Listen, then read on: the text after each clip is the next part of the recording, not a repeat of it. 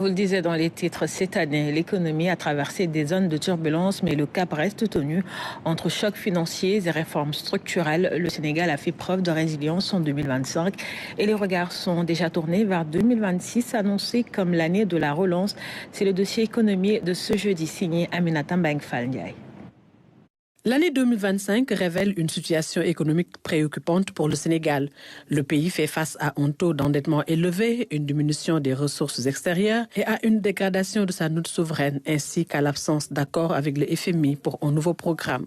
Face à ces défis, le gouvernement a lancé une série de réformes et s'est engagé dans une politique de consolidation budgétaire. Au terme des 9 premiers mois, par exemple, si vous regardez le rapport d'exécution budgétaire, le Sénégal est à presque 69,7% de taux d'exécution, de réalisation, par exemple, de tout ce qui est recette fiscale, correspondant à presque 3 200 milliards de francs CFA sur un objectif de plus de 4 000 milliards. Et je pense que c'est un peu des, en tout cas, réalisations concrètes qui ont été faites, mais aussi tout ce qui est quand même rationalisation effectivement des dépenses. Le code des investissements a été modifié, le code des impôts a été modifié, le code des douanes bientôt, mais tout ça n'impacte pas encore sur l'environnement des affaires donc, de l'industrie. Ce que nous avons fait par contre, un travail bien élaboré avec le ministère de l'Industrie, nous avons fait les assises de l'industrie. Pendant 6 mois, nous avons travaillé, nous avons regardé quels sont nos problèmes et quels sont les leviers sur lesquels nous devons agir pour relancer l'industrie sénégalaise.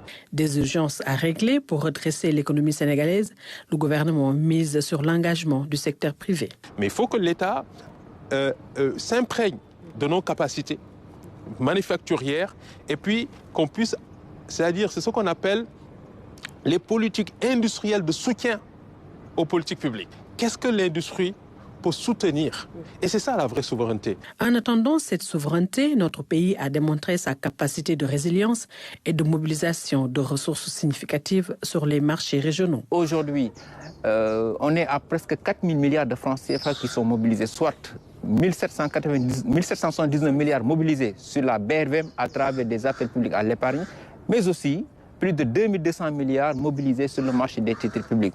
Aujourd'hui, l'urgence aussi, c'est de trouver un accord avec le FMI, gage de crédibilité. Beaucoup de banques, beaucoup d'investisseurs n'attendent que le go, effectivement, que la signature effectivement du FMI pour pouvoir investir leur argent. Parce que c'est un signe de crédibilité, mais aussi c'est un gage de crédibilité effectivement pour le Sénégal. Je pense qu'il est tout à fait urgent pour que le chef de l'État l'avait dit quelque part. Il faut presser le pas.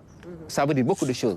Dans ce contexte économique difficile, la question de la restructuration de la dette est souvent agitée. Ce n'est pas, à mon avis, une honte de faire l'objet de structuration et de voir pourquoi pas aller s'inspirer des pays qui l'ont réussi.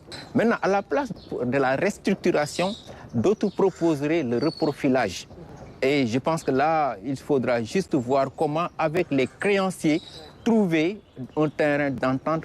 En termes de perspective, 2026 sera une année de relance effective de l'investissement public et les réformes vont se poursuivre pour gérer les finances publiques.